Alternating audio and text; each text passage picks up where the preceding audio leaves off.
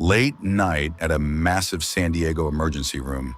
The air is cold, under harsh white lights. A Navy SEAL team bursts through the doors, carrying a comrade from a high-stakes field operation. They are disciplined, loud, and demanding total control. Elena Voss, a 27-year-old nurse, prepares the trauma tray in silence. She is unassuming, almost invisible. A commander snaps, "We need someone experienced." Another looks at Elena. "She's fine, but we'll handle the vitals." Elena doesn't flinch. She watches the monitor. She says 5 words. "You're missing one thing." No one listens until everything freezes. Watch now. Truth starts. Elena Voss was a woman of steel, silence, and absolute rhythmic routine. At 27, her face was a map of calm focus. The kind of focus developed in the deep, pressurized hours of the night when the rest of the world is dreaming and only the high-stakes crises remain. She was a night shift trauma nurse at San Diego Central, a role that required her to be a ghost in the machine. She moved through the corridors with a silent, purposeful grace, ensuring the cabinets were stocked and the monitors were calibrated. To the doctors and the senior staff, Elena was reliable, a polite, slightly dismissive word for someone they didn't really have to think about. They saw a young woman who followed orders, kept her head down, and never complained about the brutal overtime. They didn't see the master of the environment. The San Diego ER at 3 a.m. had its own specific frequency. It was the smell of industrial bleach meeting the salt air from the nearby harbor. It was the sound of distant sirens and the steady mechanical hum of life support systems. Elena chose this shift by design. It was the time when the performance of the hospital vanished and only the raw, unvarnished truth of survival remained. She didn't seek the spotlight or the prestigious titles. While other nurses her age were posting about their promotions and social lives on social media, Elena was studying advanced field trauma protocols, the physics of blast injuries, and high-altitude physiological responses. She understood the language of a failing heart and the subtle shiver of a nervous system about to crash. Elena was what the veterans called a ghost medic, someone who possessed skills that the standard hospital curriculum didn't even cover. Her hands were steady because they had practiced in the most unforgiving classrooms on Earth. Before returning to San Diego, she had spent 3 years as a civilian contractor in the Middle East, attached to elite extraction units. She had treated patients in the back of moving vehicles, in dusty basements, and on the floors of helicopters under heavy fire. In those places, you don't have time for ego. You only have time for the truth. But she never mentioned it. She didn't wear her certifications like a badge of pride. She believed that in a trauma room, the ego was a lethal liability. The patient was the only variable that mattered. Her eyes were always 3 steps ahead of the current procedure, identifying the black swan events, the rare catastrophic complications that most people only read about in textbooks. To the world, she was just an ordinary nurse in a standard blue uniform.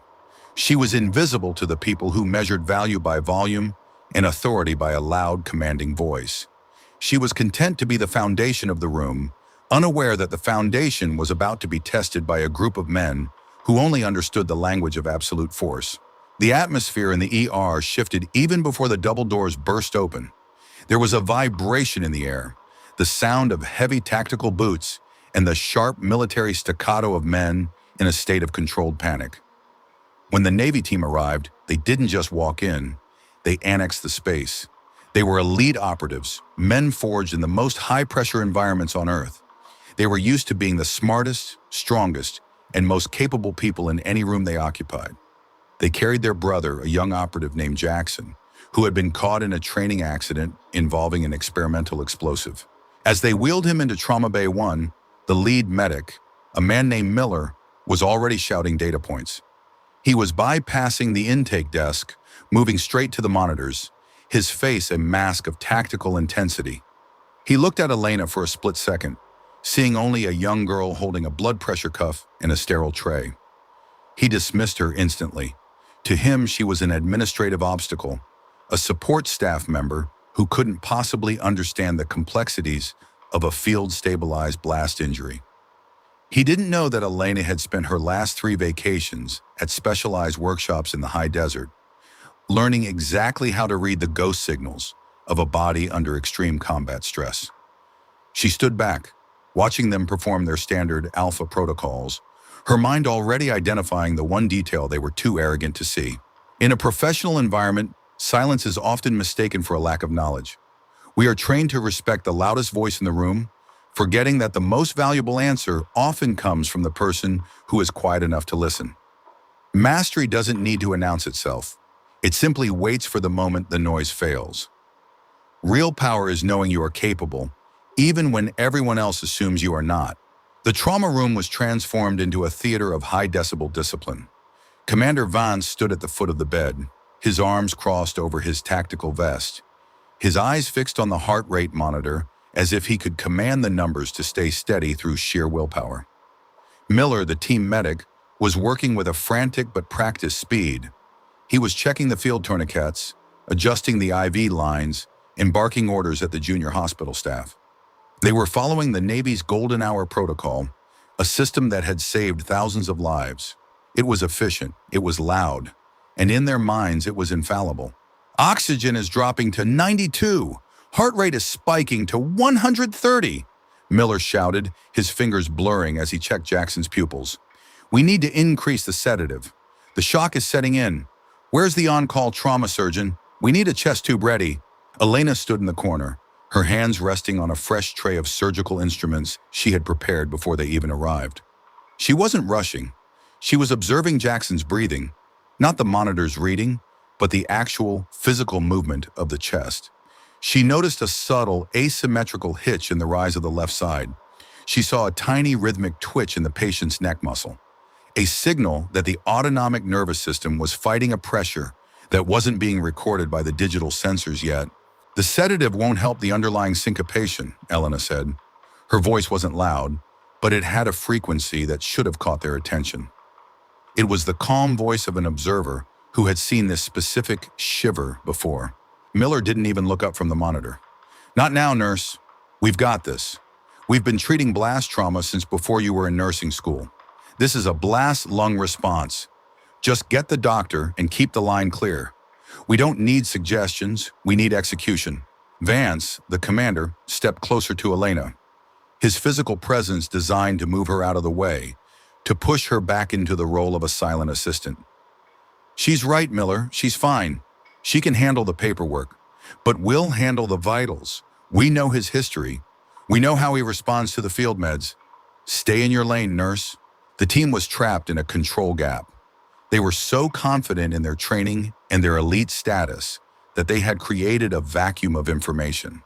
They were treating the injuries they could see, the shrapnel wounds, the concussive trauma, and ignoring the ghost signal that Elena had identified. To them, Elena was an outsider, a civilian who didn't understand the brotherhood or the high-stakes reality of combat medicine.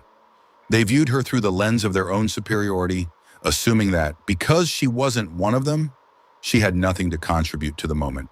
Elena didn't argue. She didn't try to shout over Miller's data calls. She knew that in a system governed by ego, force only creates more resistance. Instead, she quietly prepared a specific set of tools for a chest decompression, tools the team hadn't even asked for yet. She moved with a rhythmic certainty, bypassing the standard prep and going straight for the Black Swan equipment. She was a technician of the inevitable. She knew that within 2 minutes, the Navy team's perfect protocol would hit a wall that their manuals hadn't prepared them for. The patient's heart rate suddenly jumped to 150. The alarm on the monitor began a persistent, high-pitched scream. Miller's face went pale. What? The BP is dropping. 80/40. He's hemorrhaging internally, but the ultrasound was clear. Why is the heart rate climbing if he's sedated? What is happening? The Navy team began to spiral into a state of clinical panic. They were doing everything by the book, but the book was failing them. They were looking at the surface of the problem, unaware that the real disaster was unfolding in the narrow microscopic gaps between their sensors. They were engineers looking for a mechanical failure, while Elena was an architect looking at the foundation. Elena took a slow, grounding breath. She thought about her training in the Mojave, the vortex training, where they taught you to ignore the machine and listen to the air in the room. She realized she was the only one who wasn't afraid of the silence, because she was the only one who understood what the silence was trying to say. When people are used to being in control, they find it nearly impossible to accept a perspective that challenges their authority. They would rather fail by the rules than succeed by a new way of thinking. True leadership is the ability to recognize that the most critical information often comes from the most unexpected source. Laughter is easy when you think you know everything. Humility is the only thing that saves you when you realize you don't. The chaos in Trauma Bay 1 reached its peak. The elite team was losing their teammate in front of their eyes. Miller was frantically checking the IV ports, his hands shaking for the first time in his career. Vance was shouting for a surgeon, his voice echoing off the sterile walls. But the hospital's on-call team was still 2 minutes away. Every second was a drop of blood they couldn't afford to lose. "He's flatlining. The pulse is gone!" Miller screamed, reaching for the defibrillator paddles. "Clear! Charging to 200! Stop!" Elena said. This time her voice wasn't a whisper. It was a command. A low, resonant baritone that cut through the alarm and the shouting like a surgical blade. It was a frequency of absolute authority that made the Navy SEALs freeze mid-motion. They didn't stop because they wanted to. They stopped because their biological instincts recognized a lead voice.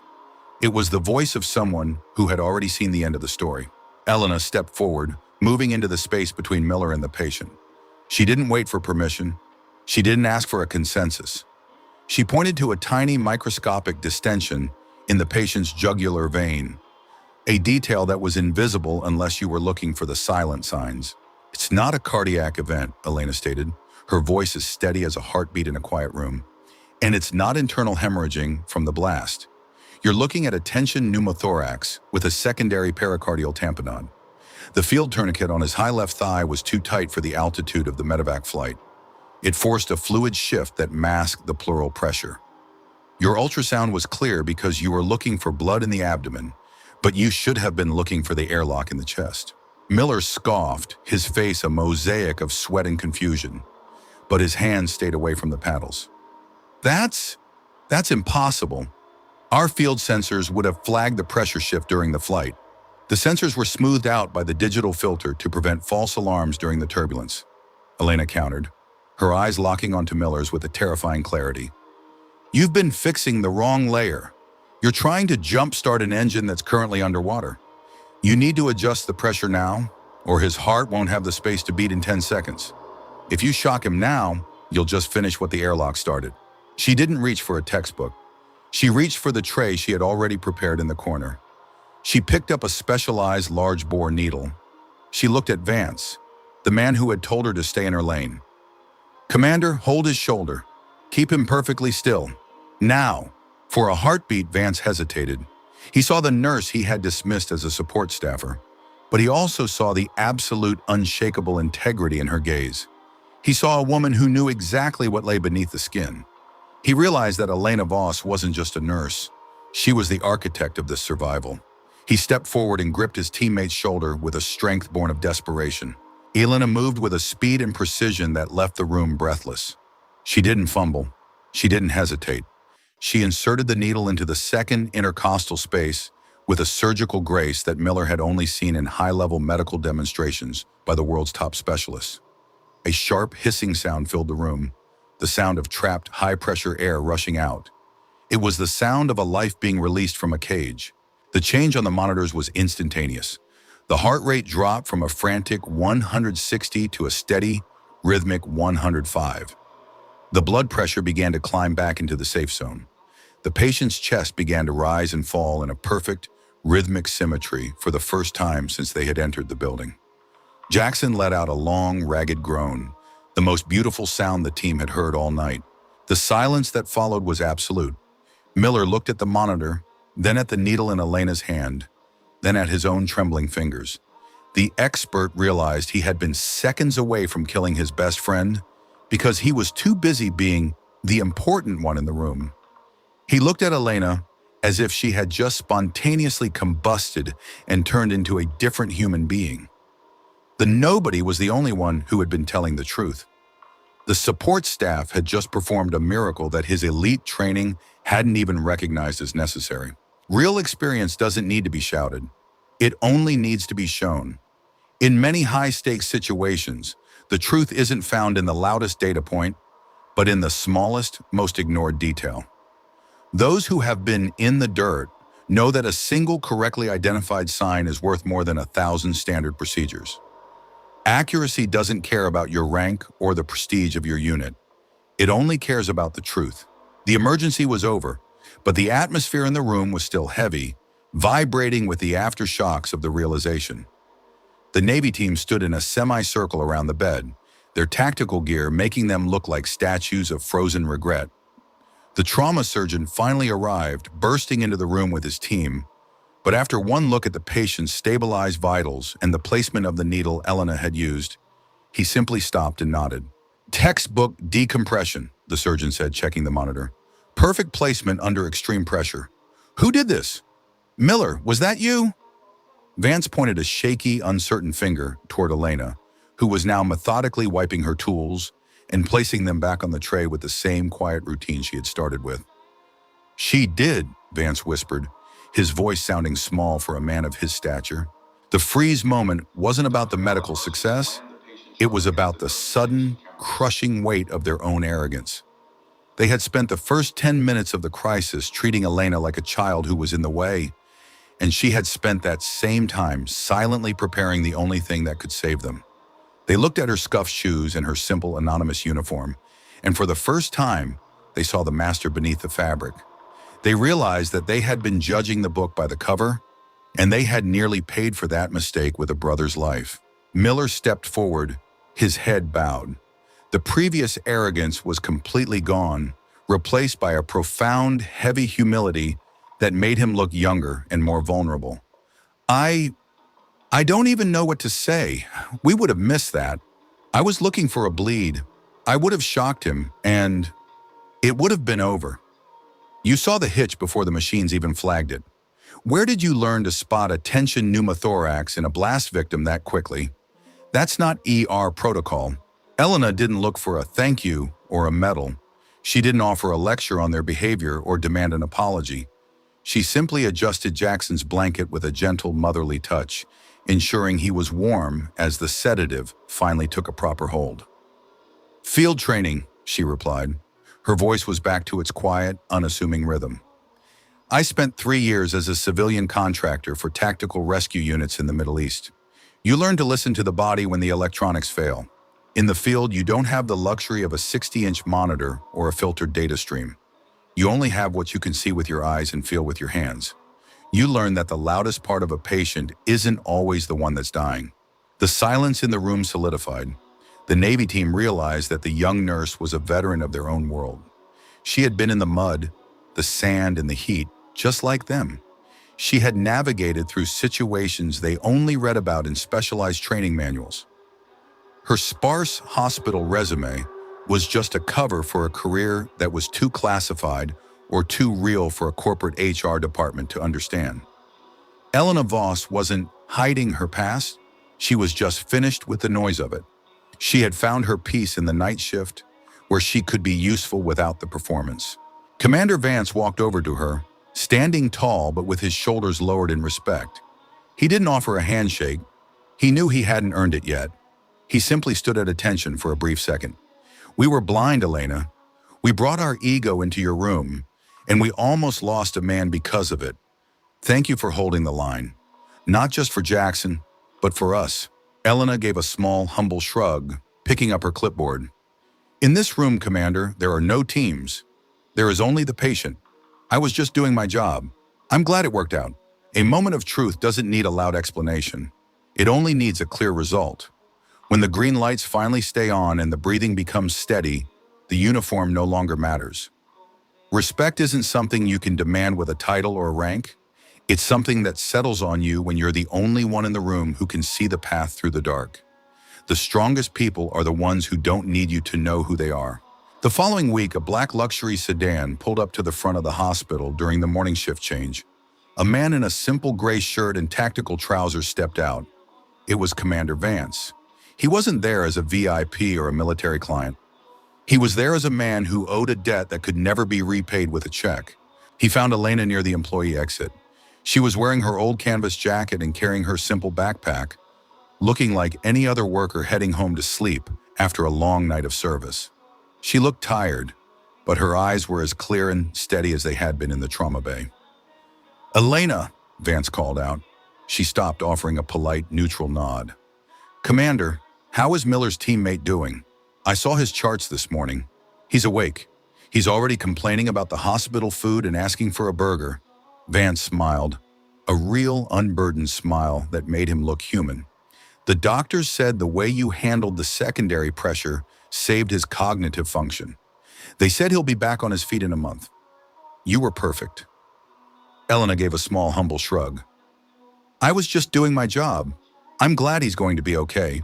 Vance hesitated, looking at her with a new kind of profound, quiet respect. "We should have listened sooner, Elena. We were too busy being the pros to see the pros standing right in front of us. I wanted to ask, we're restructuring our regional field med training program for the West Coast units. We need someone who can teach the vortex logic, someone who can show the new guys how to see what the sensors miss. Would you consider a consultant role? Just a few hours a month, on your terms." Elena looked at the morning sun hitting the San Diego harbor, the light reflecting off the water like 1,000 diamonds. She thought about the silence of the trauma room and the peace of the night shift. She thought about the kids she saw in the Middle East and the promise she made to herself to stay on the ground level. "I appreciate the offer, Commander, truly, but I already have a full-time job, and I like the view from here. It keeps me grounded. I'd rather be the one who's there when the door opens than the one who talks about it in a classroom." Vance nodded, understanding the message perfectly. Elena didn't need the Navy title or the consultant label to be a hero. She was already exactly who she wanted to be, the person who held the light steady in the middle of the dark. The story of the silent nurse didn't end with a merger or a headline in the newspaper. It ended with a simple, honest realization that true value is found in the integrity of your actions, not the labels on your chest or the volume of your voice. Elena Voss went back to her night shift, still the invisible nurse to most of the world, but the anchor to those who truly knew how to listen. True expertise. It isn't found in a degree, a rank, or a loud voice. It's found in the quiet decision to do the right thing when the world is screaming. Elena was home, and for the first time in a long time, the frequency was absolutely perfect. The strongest people are often the ones who don't need the world to know their name. They do the work because they value the work itself, not the recognition. Never judge a person by the role they play. Judge them by the character they show when the lights go out and the sensors fail. Real legacy isn't built on a stage. It's built in the moments where you choose to stay when everyone else is looking for an exit. Awaki, real talent is quiet, but truth is loud. Don't be afraid to be the one who stands still when everyone else is panicking. Listening to the right voice at the right time is the only difference between a tragedy and a miracle. Your value is what you carry inside, not the uniform you wear. If you believe that the quiet ones often know the most, subscribe for more stories like this. And tell me in the comments, would you have listened to her the first time? Have you ever been underestimated because you were the quiet one?